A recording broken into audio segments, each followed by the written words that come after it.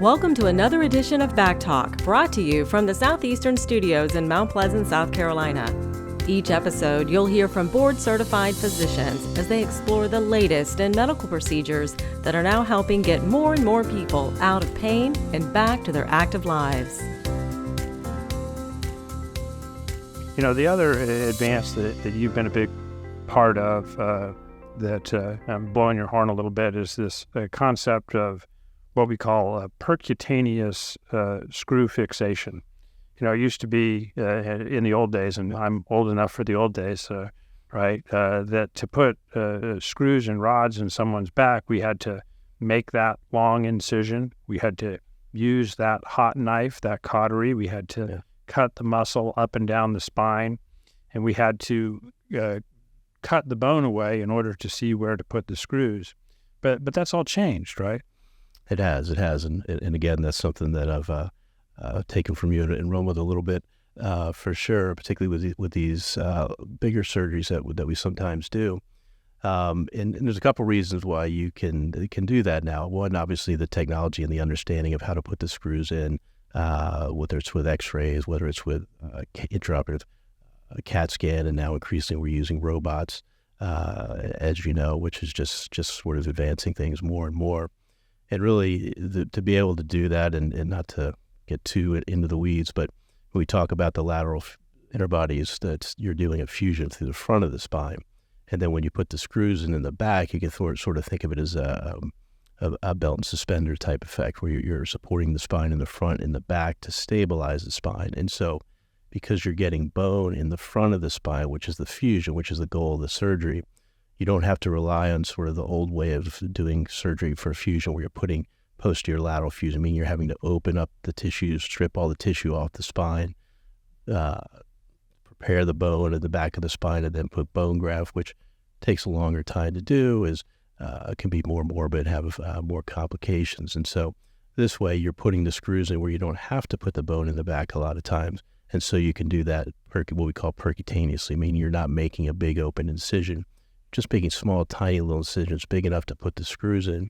And then with the instrumentation, how it's evolved, you can then connect them with rods, all done without opening up, exposing the spine, as you say, using the Bovie cauterization.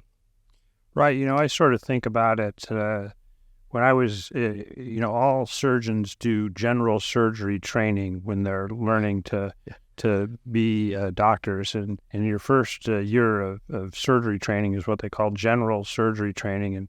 And back in the 80s, when I was in my early training, we would do gallbladder surgery through big cuts right underneath the rib cage. It was just a brutal operation. You talk about using the cautery. Boy, you sure did. It was something that people were in the hospital for days. And now you see someone that has a gallbladder operation, they're able to do it endoscopically through 2 or 3 tiny incisions as an outpatient. And that's kind of the change from open screws to percutaneous screws that I think is a good analogy. I mean, it has been a game changer, putting these long screws and rods in. When I first came to Charleston in 1992 was a process, and it was a new and different thing.